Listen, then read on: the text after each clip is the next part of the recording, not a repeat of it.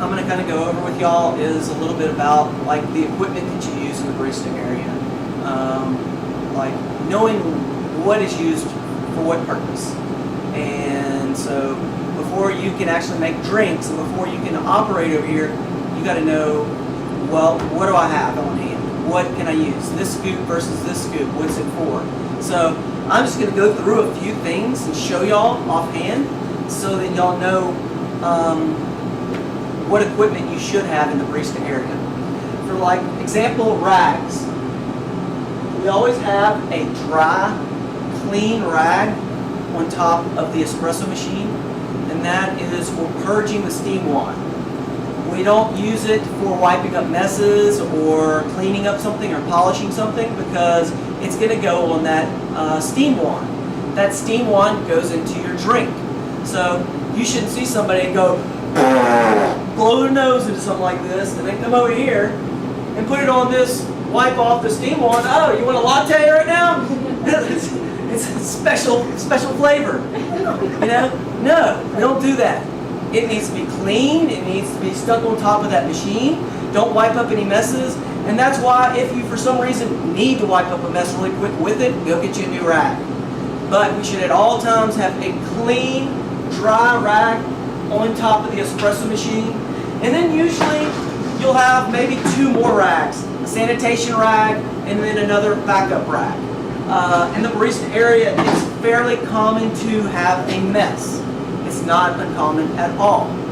So having at least 3 rags, as well as there's always a sanitation bucket in the barista area. It's a must. Sanitation.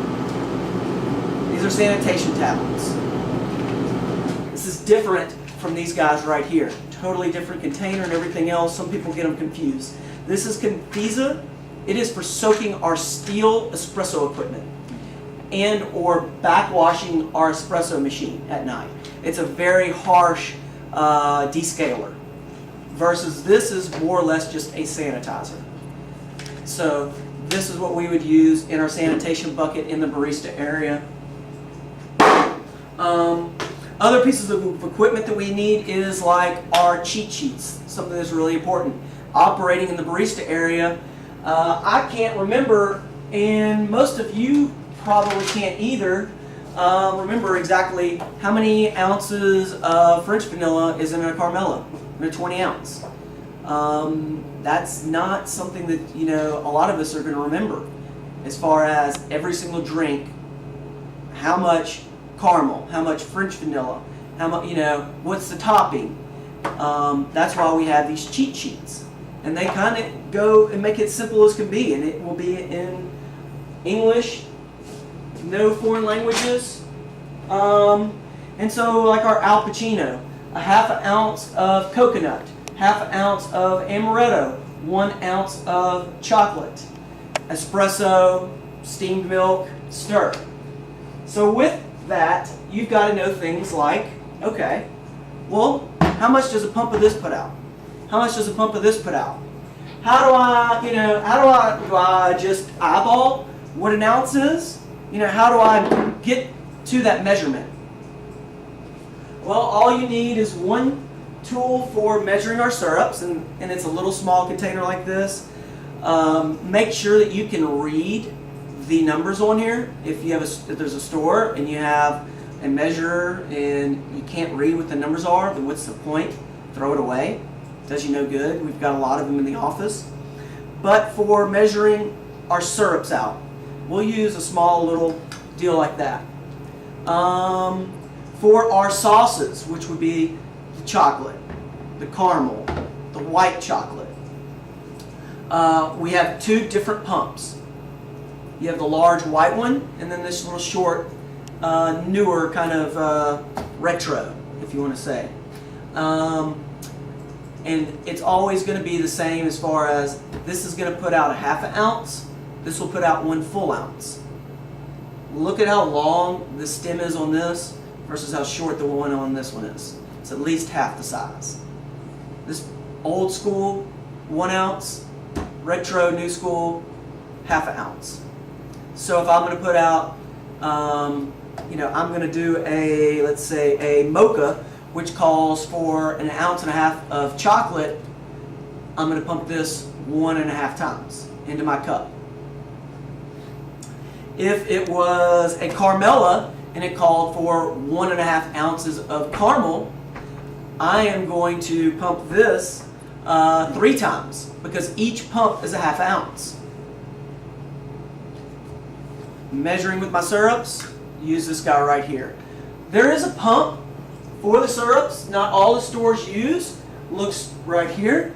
This will put out 0.25 ounces. So 1/4 of an ounce this will put out. The big thing to watch for though is when it comes out, it shoots out pretty quickly. So don't put it in a small glass. Put it in a big cup and kind of shoot it towards the side, because it'll squirt out very quickly. And usually that's due to the fact that it's not being cleaned nightly. So we have our cheat sheets right here. Frozen drinks, hot 16 ounce and hot 20 ounce. The hot drinks, there's both front and back, because there's a lot of drinks. We don't offer a number of them in a 12 ounce. Like, you're not going to find on our menu or in our cheat sheet a 12 ounce Carmela. If I had y'all have to operate with 3 recipes for every single drink that we offer, it would take y'all a very long time to get it down, as well as it would be a lot more likelihood of error. Because, okay, memorizing 1, that's pretty easy. 2, that's doable. 3 different versions of the same drink, and then you have 10 of those drinks, or 10 different types of those drinks. That's a lot to memorize. So we try and make it as simple as possible. And that is exactly why, for our frozen drinks, there's only one size. Our smoothies, we only offer 16 ounce. Kona Mocha, only 16 ounce. Carmela, frozen, only 16 ounce. So with our frozen drinks, they're only offered in one size. Does that mean that if somebody wants a 12 ounce, I couldn't give them a 12 ounce cup of that? Yes, I could. But I'm going to make it to spec like a 16 ounce, and I'm going to charge them for a 16 ounce. And whatever's left over, I'll sample out, or I'll put it in a different cup for them if they want. But I can't deviate from that. I only have 1 recipe for all of my frozen drinks. I have 2 recipes for all of my hot drinks. If somebody though wants a hot 12 ounce Carmela, I know what's in a Carmela. I could always ring up a regular latte, charge them for caramel, charge them for French vanilla, and ask them if they want whipped cream and charge them for that. It's probably going to come out to be more expensive than a 16 ounce Carmela, but I could do it. If that person was dead set on it, I could absolutely make that drink like that. So, just important information to know that should be posted somewhere in your barista area. That way you can easily grab it and have it close by. I use this, okay? So don't think that if you have to use a cheat sheet, you have to look for a recipe for a drink, that you're an idiot or something. There's nothing to do with that. I mean, there's too many drinks to remember every single one, and I would rather make it correct than just take a guess and, I think it's a 1/4 ounce of French vanilla, or I think it's this. No, I'm going to go ahead and grab it, take a look, because I'm a wholehearted believer that, you know what, that customer is okay if it takes me an extra 30 seconds to make their drink, if I make it right and I make it good. And all it's going to take me is 30 seconds to grab this cheat sheet, take a look. Okay, oh, it's not a 1/4 ounce, it's actually a 1/2 ounce French vanilla. Okay, let me add another 1/4 ounce. So I don't know, unless I look. Other things is like a thermometer. Very, very important to have a thermometer in the barista area. We do not make drinks without the thermometer. All of our lattes, hot chocolates, all of those drinks we need to know. On our thermometer, there is in red, it starts at 140 and it ends at 160, this red zone. And that's kind of telling you your safe zone as far as where you want to heat your milk. Rayo standards, we want to be about 145 to 150.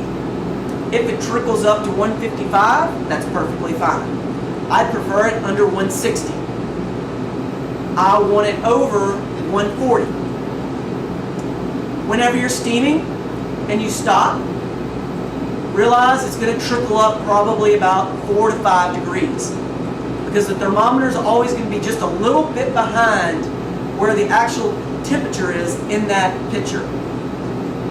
So if you stop at 140, it's probably going to trickle up to 145, 144, right around there.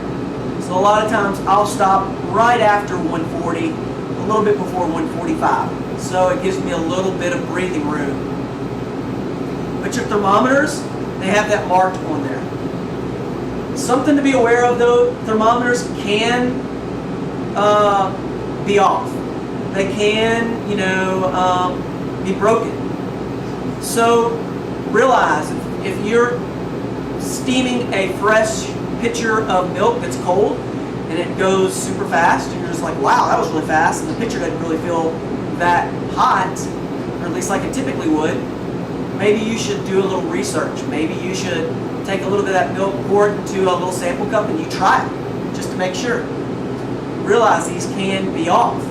The easiest way to tell whether your thermometer is off as far as temperature is to get a cup of ice, stick that thermometer in that cup of ice, and see where it ends up. I hope everybody knows what freezing is as far as temperature. And so as long as you know what the freezing tip is, then you're perfectly fine. And so you could put this in here, ice is freezing. So you're going to put this in here and you're going to look for it to go to about 130, 132. Great, great. And this one's trickling down. So all these thermometers all look fine, but that's an easy way for me to check my thermometer. Because if I put it in ice and it's at 40 degrees and it's sticking at 40 and it's in ice, there's no way that ice is at 40 degrees. It'd be melted. So my thermometer's off. I need to adjust my thermometer or calibrate it. And that is where you would then go to getting a small pair of pliers, grabbing this nut on the end of it, and whichever way you twist this nut, the needle will go in that direction. And so you can have it in ice and you can twist it to where it's at 132. And that's how you calibrate a thermometer. If you don't feel comfortable, let a manager do it. But just realize though that you can at least check to make sure that your thermometer is registering the right temperature by just something as simple as this. So those were thermometers. You have to have those. Other things like milk, soy, whipping cream for your frozen drinks and or drinks with whip. They left us the whip, which is awesome. Something big about the whipped cream is this is a good sized tip. If you see a small tip on there, it makes it very, very difficult for the barista to be able to pipe it because it's refrigerated. When whipped cream's refrigerated, it's fairly stiff. And if it's got a little tip on the end of this, it's going to make it very hard to squeeze out. As well, it's going to take you twice as long to cover up the top of that drink because you have a little tip. So it's going to put out a little stream instead of a big, kind of blob of it. So just something to be aware of is that you want the big star tip on the end of your whipping cream bag. But be ready because you don't want to have to, in the middle of making frozen drinks or hot drinks, have to go to the back and go fill up your whipped cream bag. When you see it getting low and you have a second, go back there and fill it up in your kitchen. Because that will slow you down a good bit, as well as it gets messy. Other things. We should know that we have tea descriptions. We should make sure we have our tea scoop, our coffee scoop, and tea descriptions. I wanted to say they had theirs over here somewhere. But it's basically in our, here we are, in our barista area somewhere. In Houston, it's in the cabinet. We should have a description of all of our teas of the day. That way a customer says, hey, what's the berry berry? Is that caffeine free? Is that, asking you questions about it? And instead of you saying, I don't know, looking, like you have no idea what you're talking about. You could grab easily this little list and we can all read. Berry berry, caffeine free, herbal fruit blend, full flavored tea with deep berry notes. Look, I just gave a great description, and all I had to do was just read it verbatim off of this. Know where it's located. That way you can provide that information to the customer. And or, if it's something to where they want to look through the list, grab it and hand it to them. Do you want to look through the whole list? You're more than welcome to look through my whole list of them. We should have it laminated somewhere easily attainable. Another thing that I like to have is magnets that are on my espresso machine. Those magnets are for whenever I get drink orders, I can start putting them up on the drink machine. Because whenever I'm making drinks, I want to keep them in a certain order. I don't want tickets laying all over the counter, because it's very, very likely one's going to fall onto the ground, one's going to get misshuffled. I might just be in the cleaning mode and grab something and throw it away and not realize I haven't made that drink yet. So whenever I get a drink, a ticket, I'm going to magnetize it, put it on my espresso machine. When I'm done, we are nailing them so as if a customer says, I didn't get my drink right, this isn't what I ordered, you could go back to the original ticket that you used and say, okay, well, this is what I had, this is what I made. That way we can find out where this went wrong. Did it go wrong at the order taking process? Did it go wrong in ringing it up? Did the barista just not pay attention to it? And so we can find out where we went wrong. That way we can improve upon it and or coach if needed. But we want to stab the tickets. That way we save them if we need to go back and refer to them. You don't need to save them for the entire day. At a certain point you can throw them away, but we should save them for a few hours just in case we do have an issue with a customer and a drink. A couple other things. More or less having your flavors. Mine's in my fridge. Your flavors for your frozen drinks. This guy, there's a caramel around here somewhere. That's it right there. This is also really important to have ready out, so when you're making your frozen drinks or you're making your hot drinks, toppers, cinnamon topper for some of our drinks. So another item is sea salt. There's sea salts right over here by the barista machine. So do I have all of the materials needed to make certain drinks? Like the sea salt is for our salted caramel mocha.